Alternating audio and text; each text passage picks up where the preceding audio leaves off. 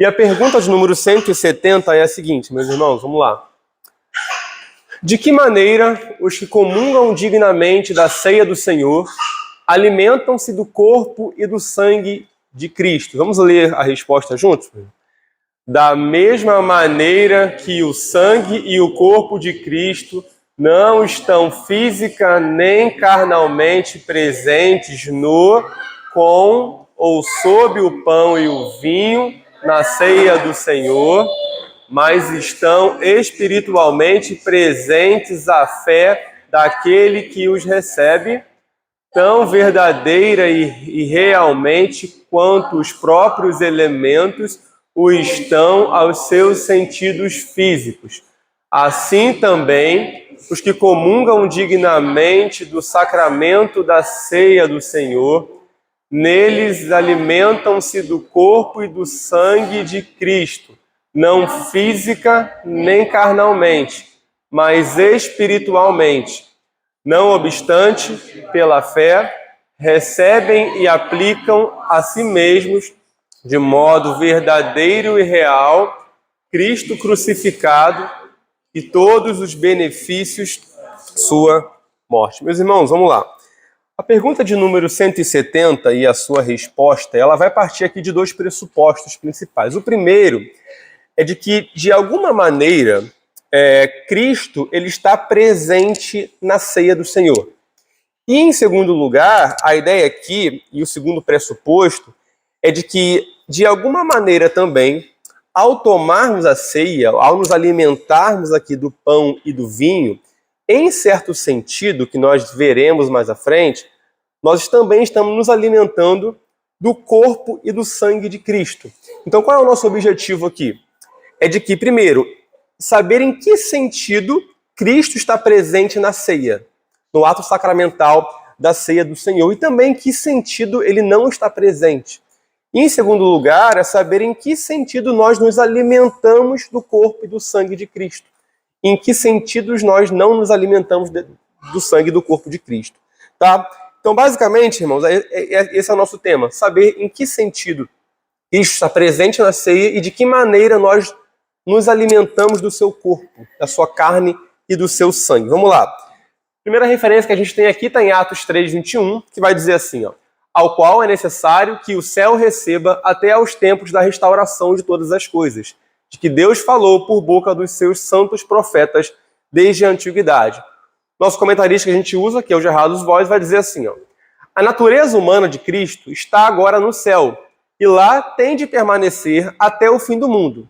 Por isso, o seu corpo e o seu sangue não estão física nem carnalmente presentes no, com ou sob o pão e o vinho na ceia do Senhor. Vamos lá, meus irmãos. A primeira afirmação do Gerardo Voz aqui vai dizer a respeito de como Cristo não está presente na ceia. O ponto aqui, e o argumento dele é o seguinte, Cristo ele ascende aos céus, ele ascendeu aos céus, subiu aos céus, e ele fez isso de maneira corpórea, fisicamente. Ele foi assunto aos céus no seu corpo físico. E lá ele está no céu, no seu corpo físico. E a ideia é de que ele não voltará, não estará presente nesse mundo fisicamente enquanto ele não voltar na sua segunda vinda.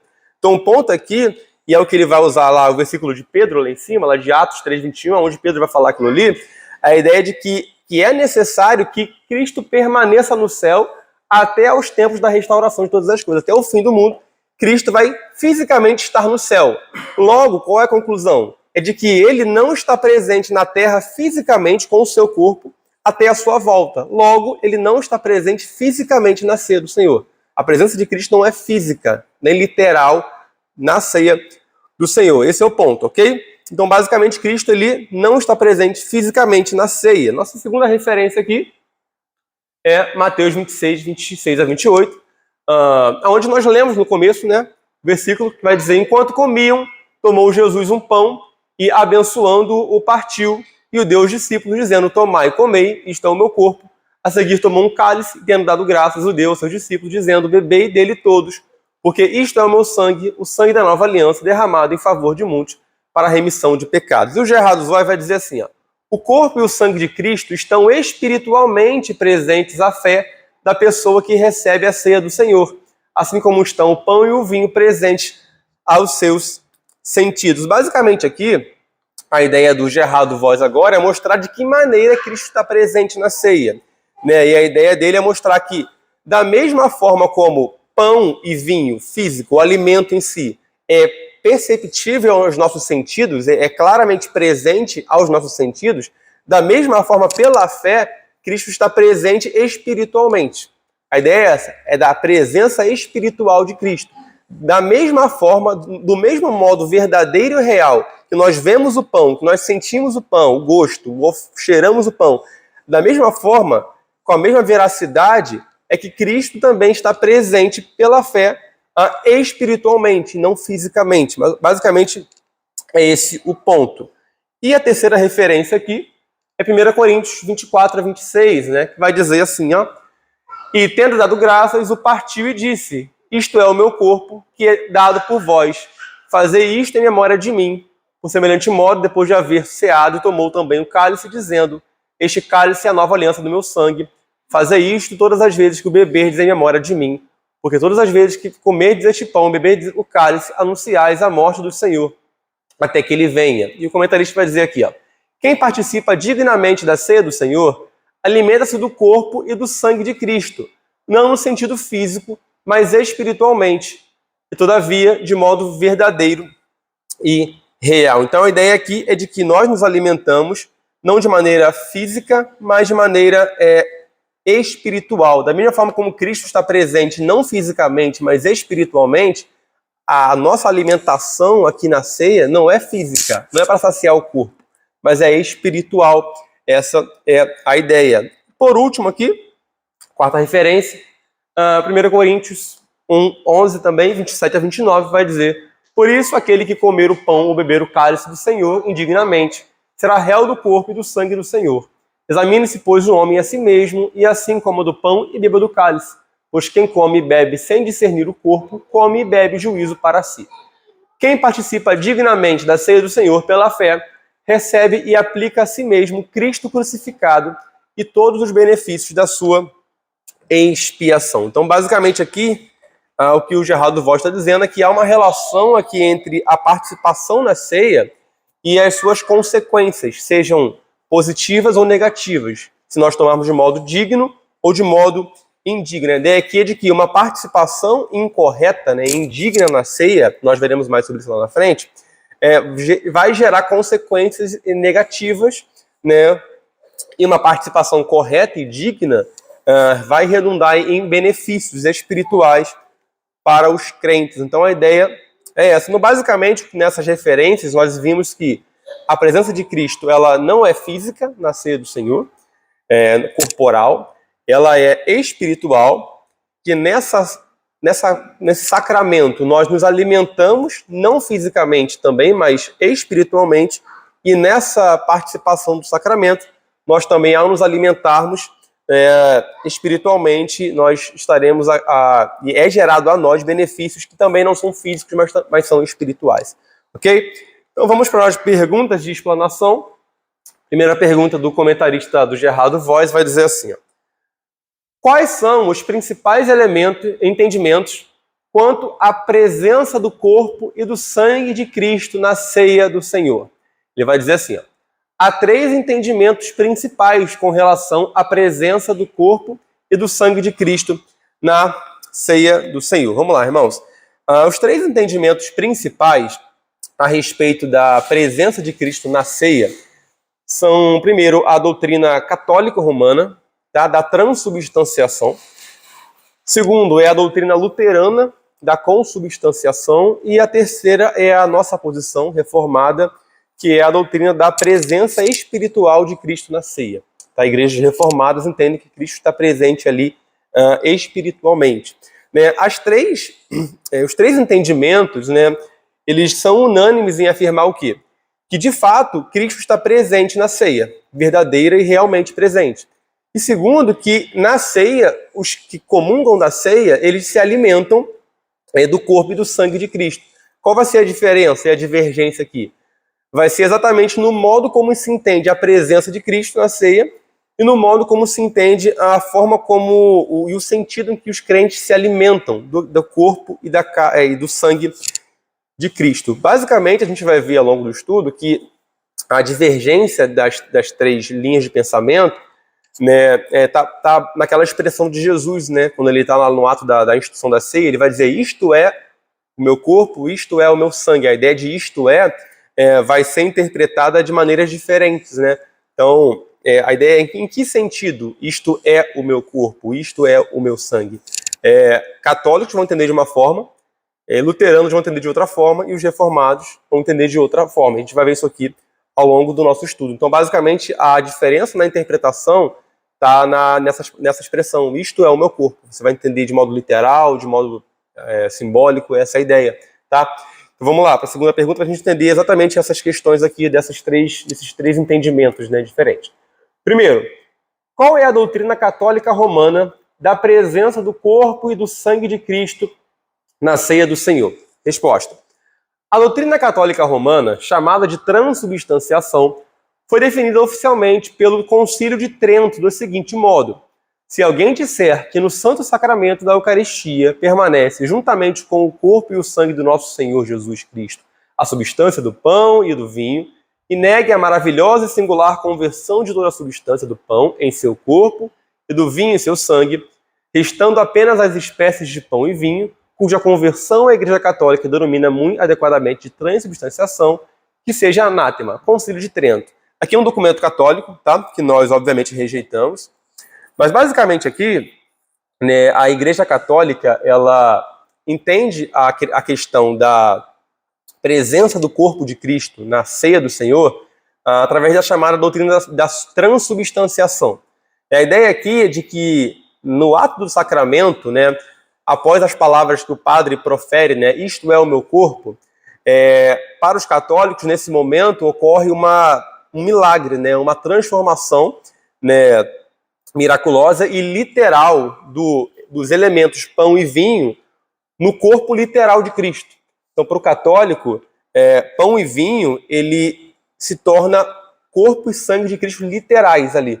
Então, mesmo que eles vão dizer que mesmo que a aparência continue a aparência do pão, ou da hóstia ali, que é uma espécie de trigo ali, mesmo que a aparência seja de pão e de vinho, a ideia é de que, mesmo com a aparência sendo assim, ali é o próprio corpo e o próprio sangue de Cristo. Por isso, transubstanciação, a ideia de transformado, né? de mudança de substância. A substância é transformada. Então, eles vão entender que aquilo ali, aqueles elementos, são de fato o corpo literal de Cristo. Então, a ideia de que Cristo ele está presente nos elementos transformados, e o que os comungantes católicos entendem que eles estão ali, de fato, comendo o corpo de Cristo, e no caso do católico, né, que na Igreja Católica quem toma o vinho, né, é só o padre, né, não é Então, a ideia é de que o padre ali, ele está tomando o sangue literal de Cristo, né, o que já é outro erro, né, você negar um dos elementos, né, aos comungantes, né, da ceia, né, você se reservar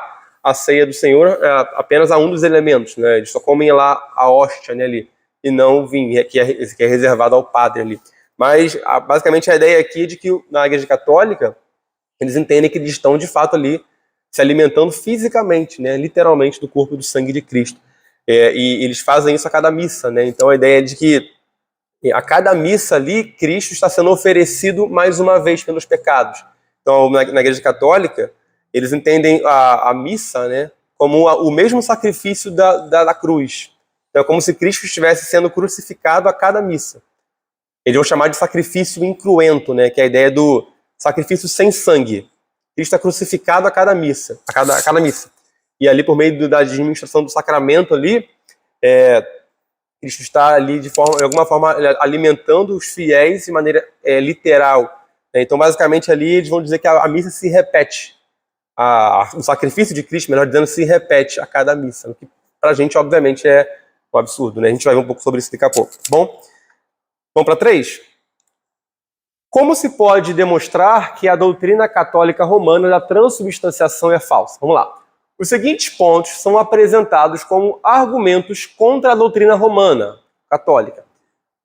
Primeiro argumento. Pela analogia do uso da linguagem da Escritura. A palavra na declaração "este é o meu corpo", tem de ser entendida como representa. Vamos lá. A primeira coisa que a gente precisa entender é que na Igreja Católica, como eu disse, entende-se que o padre, após as palavras "isto é o meu corpo", ali ocorre o tal milagre, onde a substância do pão e vinho é transformada na substância da carne e do sangue de Cristo ali, né? Supostamente. A ideia aqui é que eles entendem a questão do "isto é" como literal. Então, como se literalmente Cristo estivesse dizendo que, na mesa da última ceia ali, que aquilo ali, onde ele aponta, né, o pão e o vinho, são de fato o próprio corpo e o sangue de Cristo. Eles vão interpretar de modo literal. Mas como a gente vai ver aqui, ó, pela analogia do uso da linguagem na Escritura, nem sempre na Escritura o verbo ser, né, ou a palavra ela de fato significa algo literal, mas sim que muitas vezes representa alguma coisa. Por exemplo, lá em Gênesis, em Apocalipse 1:20, vai dizer lá que as 7 estrelas são os sete anjos das 7 igrejas, e os 7 candeeiros são as 7 igrejas. A ideia é de que as 7 estrelas representam ou simbolizam os anjos das 7 igrejas, e os 7 candeeiros representam as 7 igrejas. Não é que literalmente. Lembra lá do sonho de do faraó, que José vai interpretar? E aí o faraó vai dizer que ele vê lá vacas boas e espigas boas, depois vacas magras.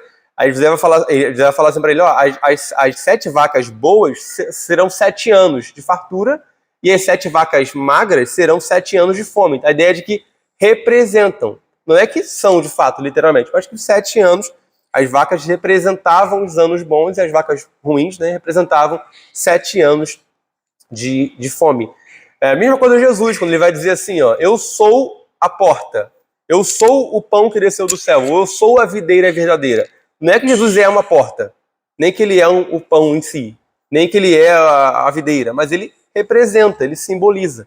Então, pela analogia da Escritura, como a gente vê ali, a palavra nem sempre é literal, mas deve ser entendida como representa. Então, a ideia de "isto é o meu corpo" é "isto representa o meu corpo". Isto é o meu sangue, isto representa o meu sangue, ok?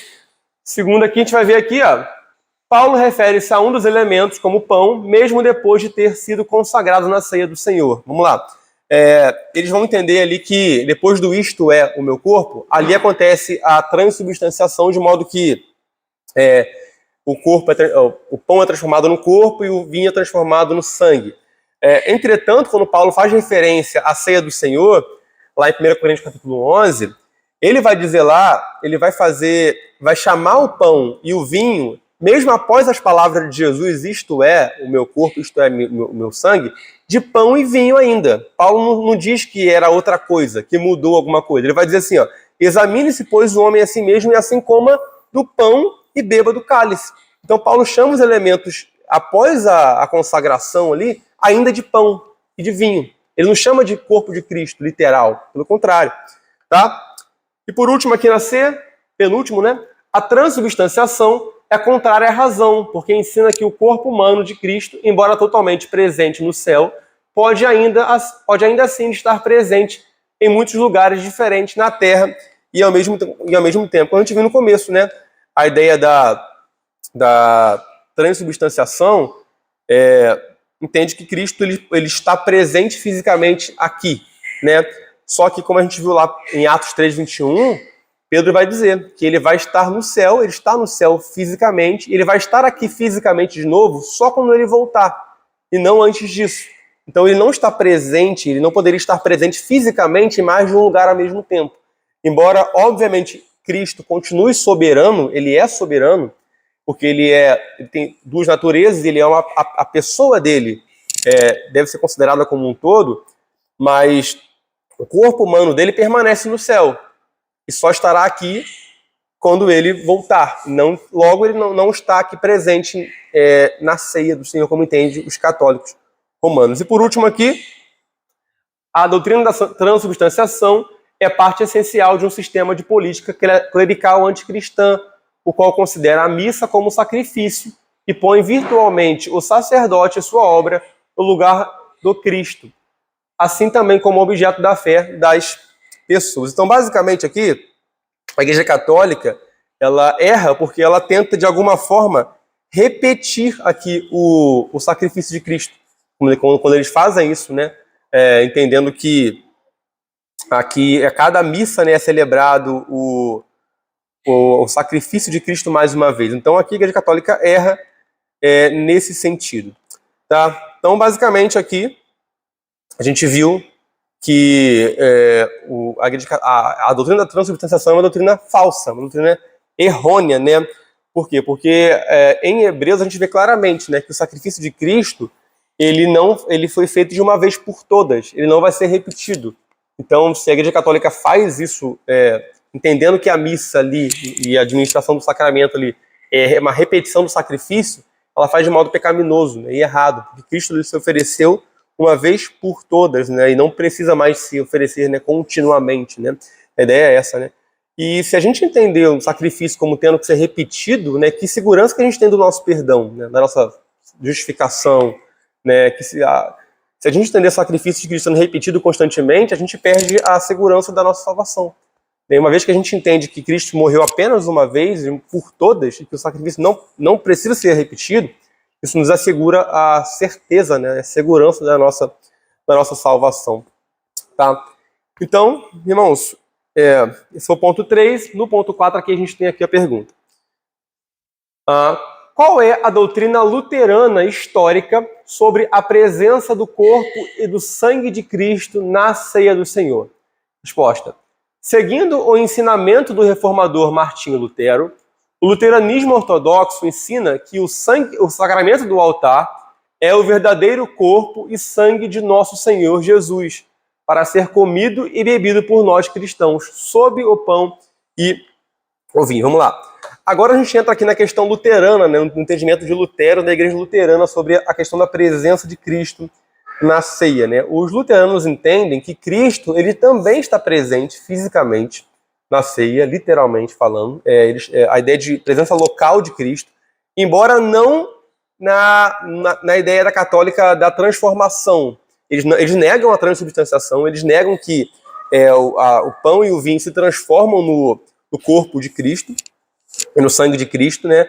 Mas eles entendem sim que Cristo está presente fisicamente ali, embora o pão continue pão, o vinho continue vinho, mas a ideia é de que Cristo está presente com os elementos. Então, os elementos estão ali como pão e como vinho, mas Cristo está presente com os elementos, por isso, ou com ou no nos elementos, ou sob os elementos. Por isso a ideia de consubstanciação.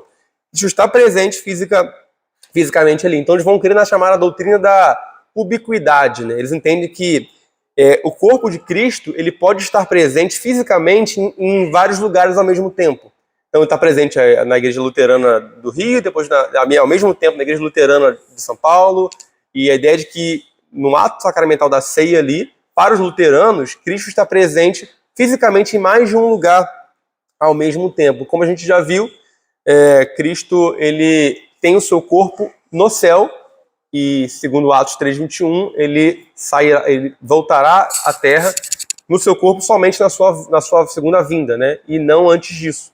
Então, luteranos eles erram também em acreditar que Cristo está presente fisicamente na ceia ou localmente, né? Acompanhado dos elementos do pão e do vinho. Tá? Então, esse é o entendimento luterano, né? Os luteranos entendem assim. Cristo está presente localmente, negam a transubstanciação, mas Cristo está presente fisicamente na ceia. Eles entendem dessa forma, né? E 5, penúltimo, para praticamente encerrar o estudo. Qual é a doutrina reformada histórica sobre a presença do corpo e do sangue de Cristo na ceia do Senhor? A doutrina reformada ortodoxa está fixada na pergunta 170 do Catecismo. Essa doutrina afirma que na ceia do Senhor, os verdadeiros crentes, de modo verdadeiro e real, alimentam-se do corpo e do sangue de Cristo, não física nem carnalmente, mas espiritualmente. Vamos lá.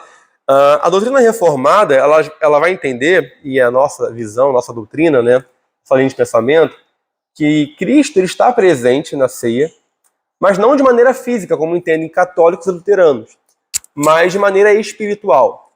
De alguma forma, Cristo ele está presente conosco, derramando as suas bênçãos sobre nós de maneira espiritual. Então, logo, a ideia reformada da forma como nós nos alimentamos na ceia do Senhor é a ideia de que nós nos alimentamos também de maneira espiritual. Tá? Então, os reformados eles vão negar a transubstanciação e também a consubstanciação, né? A ideia de que Cristo está acompanhado dos elementos. Então, Cristo está no céu fisicamente, mas espiritualmente ele está em todo lugar, inclusive e especialmente na ceia do Senhor. Então, a ideia é de que Cristo está verdadeiramente e realmente presente na ceia do Senhor, assim como os elementos pão e vinho estão claramente presentes aos nossos sentidos, né? Assim como nós conseguimos cheirar, né, sentir o gosto e ver os elementos, a ideia é de que Cristo está presente com a mesma veracidade, só que espiritualmente, no ato da ceia do Senhor. Logo, a gente é nutrido por Cristo por meio da ceia do Senhor de maneira também espiritual e não física. Nós alimentamos não o nosso corpo, mas a nossa alma, o nosso espírito, né? Então, qual a ideia aqui? De que na ceia do Senhor, nós nos nutrimos, nos alimentamos de maneira espiritual, quando nós somos fortalecidos espiritualmente por Cristo, quando nós somos encorajados, quando nós, por Cristo, temos a nossa fé aumentada, quando Cristo estimula em nós a santidade, maior busca de santidade, né? Quando nós temos comunhão com nossos irmãos, né? Quando nós possuímos, né, e adquirimos por Cristo, pela sua graça sobre nós, a maior certeza do perdão dos nossos pecados. Então são bênçãos espirituais que Cristo ele nos concede, né, ali, né, a maior confiança no amor de Cristo, nas suas promessas ali pactuais, maior confiança na intercessão de Cristo. Então ali a ideia de que nós nos alimentamos espiritualmente de Cristo. Não é essa a ideia reformada da presença de Cristo nos sacramentos e da forma como nos alimentamos dele.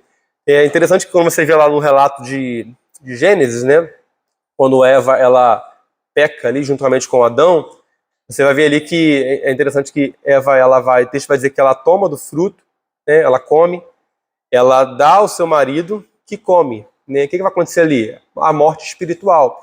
E aí na ceia, como a gente vê na instrução da ceia ali em Mateus 26, né, Jesus com seus discípulos reunidos à mesa, o texto vai usar as mesmas palavras ali. A ideia de que Cristo ele toma o pão e o vinho, ele dá aos discípulos que vão comer. E agora a ideia de que eles vivem espiritualmente. Então a ideia de que tomou o pão, comeu, ou olha, tomou o pão, deu e comeu. Com Eva foi morte. Ela toma o fruto, ela dá ao marido e ambos morrem espiritualmente. Com Cristo na ceia ali é o contrário. Ele faz exatamente a mesma coisa. Ele toma o pão e o vinho, ele dá aos discípulos, os discípulos comem e ali eles ganham vida espiritual. Você vê aí a analogia aí, né? A teologia bíblica, como é que funciona, né? Como é que nos mostra ali a grandeza de Cristo ali, né? Em dar vida, por isso que a ideia de presença espiritual de Cristo na ceia, né? Ok? E por último aqui, para a gente fechar, o que quer dizer os que comungam dignamente do sacramento da ceia do Senhor? Vamos lá. Devemos observar criteriosamente que dignamente é um advérbio, não um adjetivo. Esse advérbio, que é tirado das palavras de Paulo, em 1 Coríntios 11, 27, descreve a maneira de participar do sacramento, não o caráter daquele que participa. Vamos lá. Agora aqui, a ideia de participar, né, dignamente ou indignamente, como diz ali, não tem a ver com o caráter de quem participa. A ideia aqui não é que só deve participar da ceia aqueles que se consideram dignos de participarem dela, ou que estão se sentem habilitados, né? Olha, eu acho que esse mês eu quase não pequei pouco, ou acho que eu não pequei, então acho que eu estou bem para tomar ceia. A ideia de participar dignamente não é essa. Não tem a ver com o caráter de quem participa, mas sim com a maneira de participar do sacramento, né? A ideia é que não é de estar habilitado, é a ideia de tomar, porque se fosse assim, ninguém estaria habilitado a tomar ceia, né? Porque todo mundo aqui a gente sabe que é indigno, né? Todo mundo é pecador, então a ideia de ser digno da ceia é como se você dissesse eu mereço a graça. É uma contradição de termos, né? Merecer graça. Então a ideia de que você não é nunca digno da ceia. Então a ideia não é do caráter da pessoa, tá? A ideia de quando Paulo fala sobre beber, lá no 1 Coríntios 11, 27, sobre beber indignamente, né? ou de modo indigno, por isso que ele fala que ali que é um advérbio, né? A ideia de que Paulo está se referindo à maneira de participar do sacramento, de maneira indigna. E de que maneira seria essa? Participar de modo indigno é você participar, primeiro, sem verdadeira fé em Cristo. Então, vamos supor que alguém ímpio, um ímpio entra na igreja no momento de ceia e toma ceia. Ele está participando indignamente, porque ele não tem fé. Né? Em igreja católica, por exemplo, qualquer um que chega lá pode tomar, né? Sem a fé. Às vezes o cara... participação de modo indigna, né? De modo indigno, né? A ideia de que você participar sem fé. Né? Segundo, você participar guardando um pecado no coração, por exemplo, sem arrependimento. Né? Você não quer perdoar alguém, você não quer se arrepender de um certo pecado. Né? Então, a mais participação de modo indigno. Então, é a maneira de participar da ceia, né? Ou participar sem o entendimento correto do que é ceia. Né? Lembra lá em 1 Coríntios 11 também, quando Paulo critica os crentes de Corinto que estavam tomando a ceia ali na frente dos outros, ali, a ideia é de que eles não entendiam o propósito da ceia. Então, eles tomavam ali sem entender qual era o propósito da ceia. Tomavam de qualquer maneira. Então, por isso que Paulo vai dizer, estou tomando de maneira indigna. É a ideia de tomar indignamente. Então, tomar dignamente é o quê? Você tomar com fé na consciência de que sim, os seus pecados são perdoados em Cristo Jesus. É você tomar com arrependimento verdadeiro, né, e tristeza também por cometê-los, né, e você tomar também consciente, né, sabedor do propósito, né, da ceia do Senhor.